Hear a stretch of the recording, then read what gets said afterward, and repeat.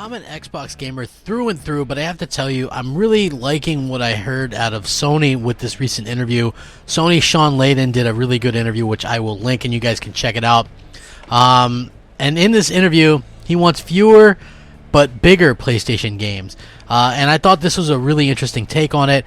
One that really shows up Microsoft, because here Microsoft is mired in this big dilemma again, because Crackdown 3 is launching without a freaking multiplayer lobby to invite your friends, which is a bummer.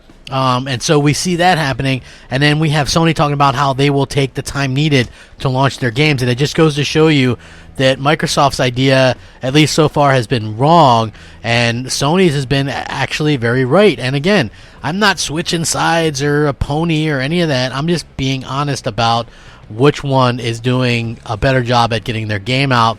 Obviously, with PlayStation 5 and Xbox Next right around the corner, I like the look of what Sean Layden's saying, because they ask him about Fortnite, how do they decide on what types of games to make, and he says, I don't want to get into a me too. I think the world's got all the battle royale it needs right now. I think we've done a lot over the last 3 or 4 years to get us to a place right now where we're building fewer games per year than ever before, but we're spending more time, more energy, certainly more money on making them. So we're taking all the, we're striking on all the beats that we want to, and we're getting both critical and commercial acclaim. Let's see what we might add to our arsenal. I've looked at some opportunities in the past.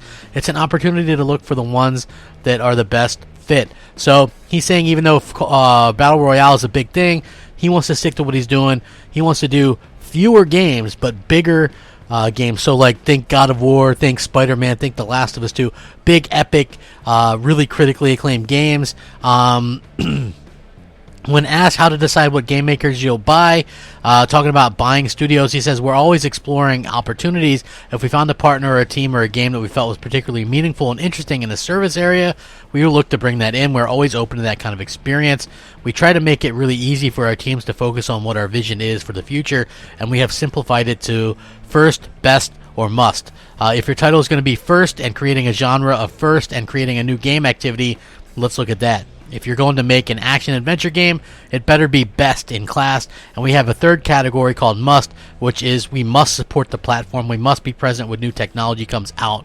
So that, to me, screams we're far and above what Microsoft is doing right now. So to be honest with you, that's really a slap to Microsoft, because that is what Microsoft should be having, right?